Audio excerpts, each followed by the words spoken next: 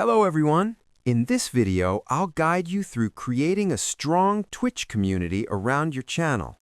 First, be consistent with your streaming schedule so viewers know when to show up. Consistency builds familiarity and trust. Next, always engage with your chat. Read messages, respond to usernames, and make viewers feel noticed and valued. Set clear chat rules and maintain a positive, welcoming atmosphere so everyone feels safe participating.